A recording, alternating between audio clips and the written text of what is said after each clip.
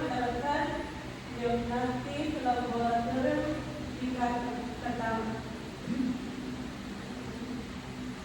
Oke, saya jelaskan sedikit. Misalnya teman-teman ingin periksa atau konsul ke dokter, teman-teman tidak perlu pergi langsung ke rumah sakit, tapi bisa ke klinik terdekat atau puskesmas yang bekerjasama dengan BPJS.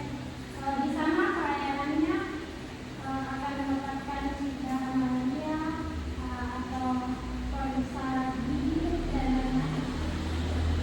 Dan jika teman-teman punya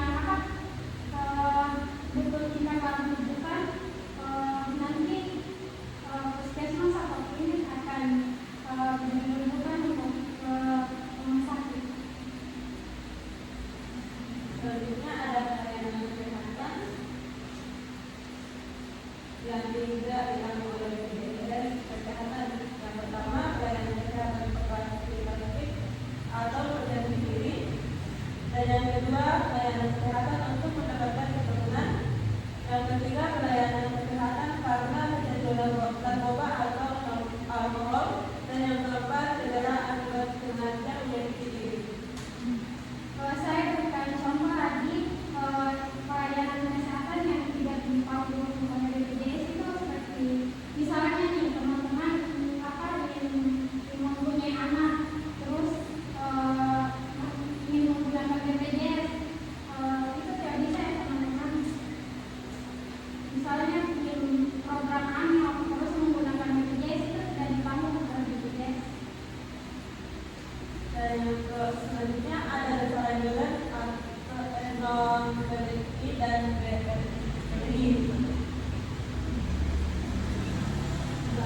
Iuran peserta non-PDI atau mandiri ada itu bagi kelas ada kelas 1 iuran bulanannya ada 150 per orang. Untuk kelas 2 iuran bulanannya ada 100 per orang, 100.000 per orang.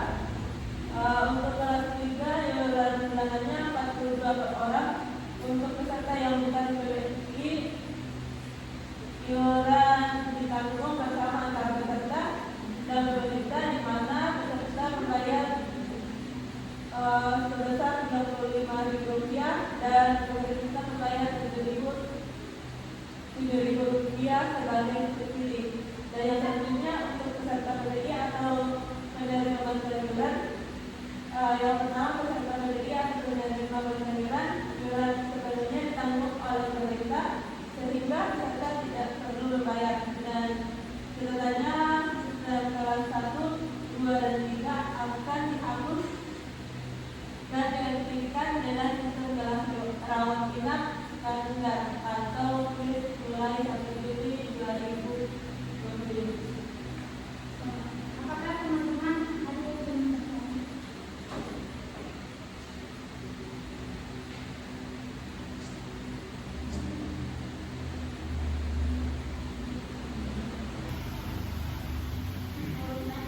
perbedaan kelas 1 di kelas 1 sendiri yang dimulai 150.000 itu tindak kelas pertama beda dengan yang 100.000 sama yang 42.000. Yang 100.000 itu di tingkat kedua, kelas tingkat kedua, dan sedangkan yang 42.000 itu di tingkat ketiga, kelas. Maksudnya iuran per bulannya itu maksudnya untuk kelas 1 itu iuran yang per bulan itu sebesar 150. Kalau misalnya kelas 2 beda lagi, semakin tinggi, maksudnya kayak kelas 1 Beda kali apa fasilitasnya beda apa? beda ya. Yang BPJS bisa digunakan untuk kecantikan. Tidak, untuk masalah Misalnya kalau dokter gigi, dokter gigi masih bisa. Kalau misalnya untuk kayak program kandungan atau operasi, itu nggak bisa. misalnya ini ya, kalau operasi penyakit bisa, tapi kalau operasi untuk kecantikan nggak bisa, kayak usus buntu masih bisa. ya, kalau misalnya yang operasi kecantikan, misalnya ini operasi hidung, terus terkena cedera baru mau periksa ke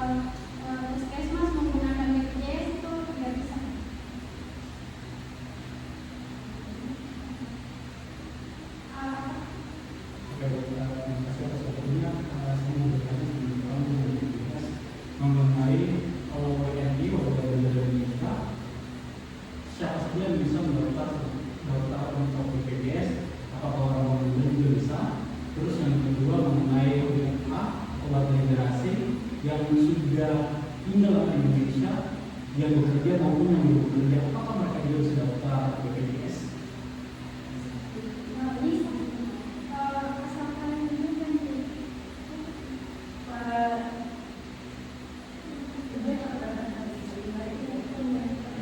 kayak misalnya kayak warga Indonesia, tapi misalnya kakak tinggal di Timika, maksudnya tinggal di Jayapura, tapi ke sini kakaknya dapat sakit kayak malaria, itu nggak bisa dilayani BPJS di sini kecuali kalau urus bukan domisili dulu kak, harus domisili, nggak bisa langsung dilayani di puskesmas Timika, tapi harus ada rujukan dari sana dulu baru bisa. Terima kasih jawabannya, tapi khususnya saya buat negara asing misalnya seperti Bule, misalnya yang bekerja di Jayapura ataupun mereka yang datang liburan, tapi liburannya sampai 2 hingga 3 bulan, apakah mereka bisa daftar BPJS seperti itu?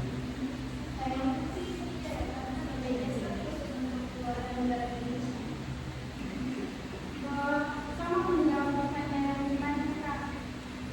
Bisa, tapi asalkan dia mendaftar melalui perusahaan atau mandiri dengan dokumen seperti paspor dan tas atau kipas sesuai undang-undang.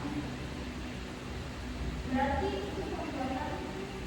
kalau negara asing BPJS iya langsung di kantor. Ya, maksudnya kalau misalnya bisa kalau warga negara asing, tapi dia sudah di Indonesia 6 bulan kan? Yaitu minimal 6 bulan dari Indonesia. Oke, pertanyaan berikutnya, berapa persen potong BPJS? Pasti di setiap perusahaan mereka potong untuk sekian persen di pajak dan sebagian persen juga untuk BPJS berapa persen untuk BPJS.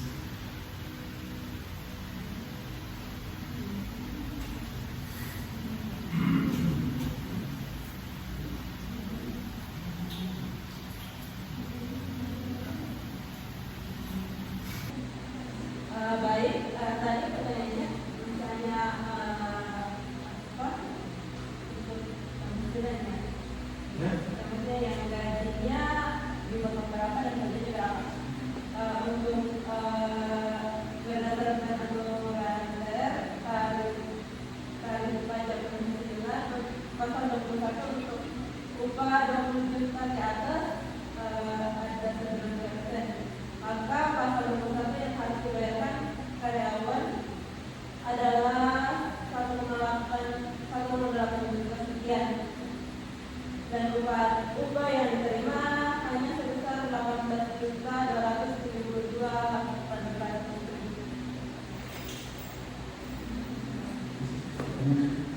Pertanyaan terakhir untuk BPJS tadi teman bilang bahwa orang yang pengangguran juga bisa dapat BPJS. Apakah tadi kan teman menjelaskan bahwa untuk yang tadi orang karyawan yang ada di perusahaan dipotong sekian persen dan orang yang tidak bekerja, bagaimana cara membayarnya? Itu ditanggung oleh pemerintah yang PBI, khusus PBI.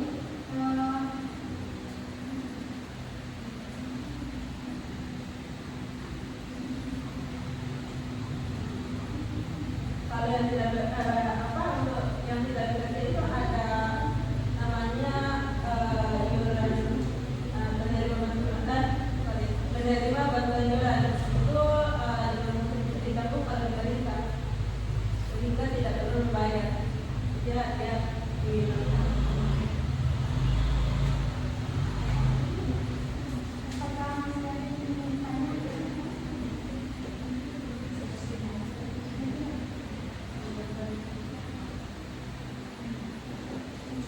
baik teman-teman, sekian yang presentasi kami tentang BPJS. Mohon maaf bila ada kata-kata. Sekian dari kami.